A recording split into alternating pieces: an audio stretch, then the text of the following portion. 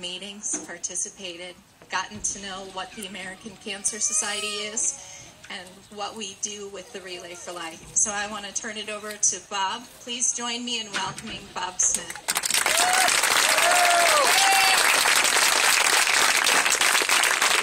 Thank you very much.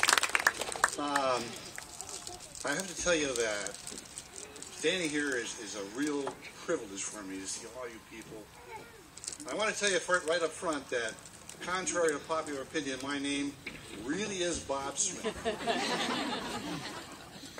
I am so happy to see all of you here today to share a common cause and pursue a common purpose. We have a big battle, and we are winning. We are already winning that battle. If I close my eyes, I can see a web of unity weaving in, through, and around us and binding us together in those endeavors just like family. A couple of weeks after I was diagnosed, I was sitting in my backyard, still trying to deal with the words from my urologist and to deal with what has suddenly become an unsettled future. When three words came to mind, and those three words brought with them characteristics that had been wrested from me on that day of diagnosis. Those three words brought with them a newfound sense of courage, of confidence, of strength and fortitude. Those three words were and are, I am winning. Now notice they don't say, I will win or I will beat this. They say, I am winning now. Those words, I will win or I will beat this, sound like something's going to happen tomorrow or next week. I'm winning now, and we're all of us here are winning right now. There are times when I look back and before all this hit me, and it seems like almost a purposeless life. And now I have a purpose. I'm winning the battle, and it will continue. I would like to thank everybody for being here. I want to tell you about months ago when I was in the middle of all of this, and I didn't know what was coming next. We sometimes think of these things as not being worthwhile. This is worthwhile. This is worthwhile seeing all of your faces here. When I first was diagnosed and I had to choose a therapy, and I chose radiation and hormone therapy along with it. And I know that most of you, if not all of you, are familiar with that, or parts of it, depending upon the type of cancer you have.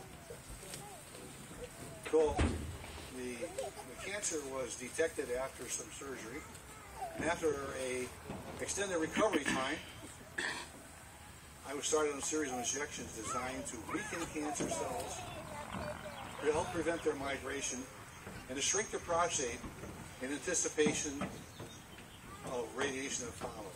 Now I know that all of you, or most of you, are familiar with that scenario. But I want to tell you about my feelings when I was lying on that radiation table.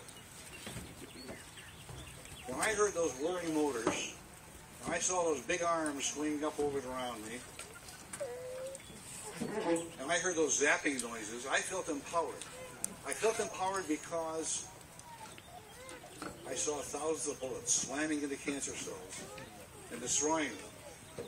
I saw cancer cells being flushed out of my body. And I felt like a knight in shining armor, like a mighty warrior, swinging a mighty sword and doing battle with that enemy inside me. I actually looked forward to going. And I, accompanied by my wife, went 5 days a week, 8 weeks, plus 2 for a total of 42 times.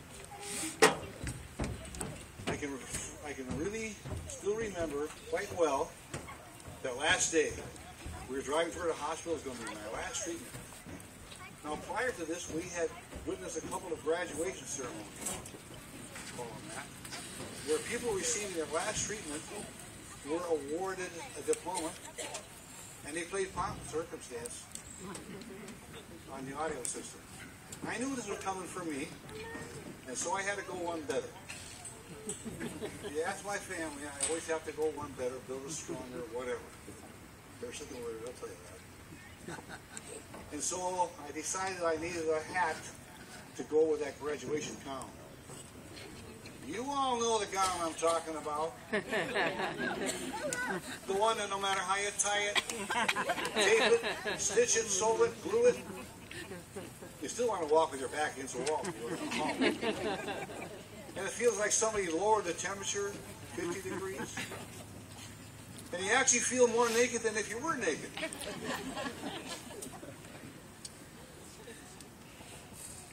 So I decided, okay, this graduation cap. I went and got myself a hunk of cardboard out of the garage. And I found an old baseball cap, cut the brim off, glued that to one side of that cap. And to the other side I glued a hunk of rope. And here it is.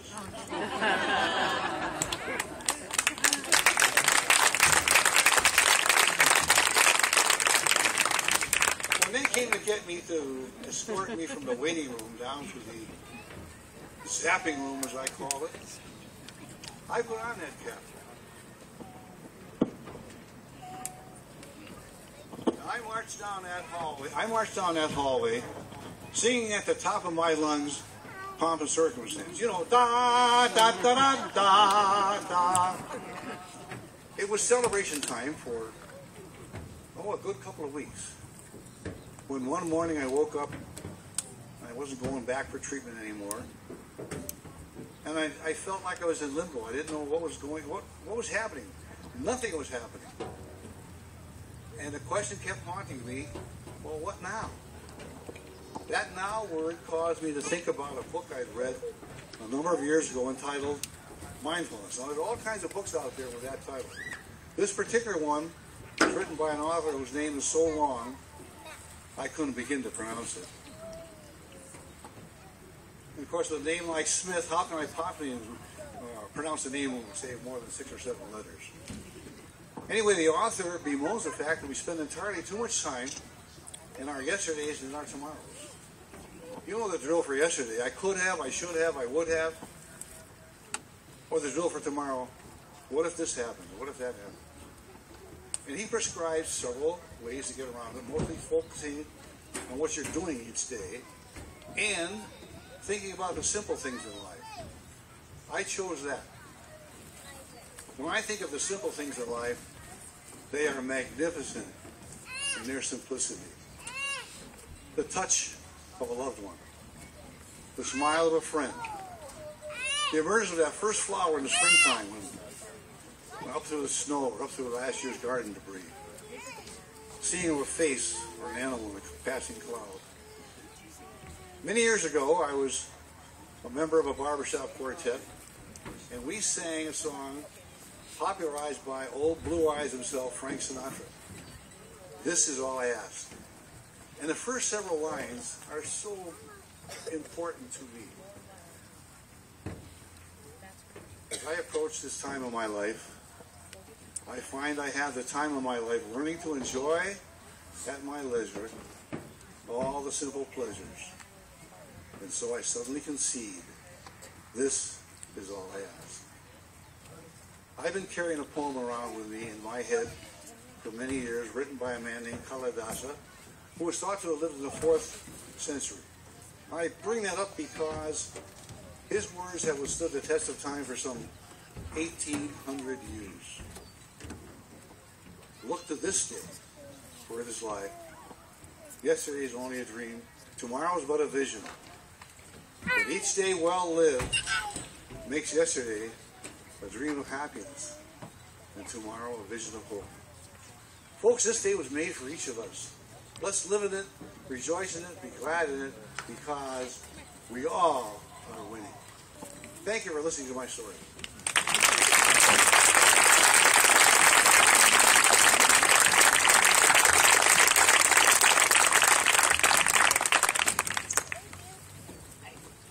Bob is such a great guy. I'm going to stand over here. If you hear Bob's story, it's so much about what we're here to celebrate today, what we're here to remember, and what we're here and trying to accomplish. So I hope you can take away one or two things from Bob's story. In addition to honoring and celebrating survivors, I mentioned already some thank yous to our sponsors. And it wouldn't be right of us to not give them an opportunity to really talk about why it is they choose Relay for Life. There's hundreds of events and lots of causes, and it's not to say that they aren't all good and worthwhile. But I want to give our sponsors just a couple minutes to talk about why they're here. So first, Maureen Furrow. She's a Vice President of Patient Care with Wheaton Franciscan.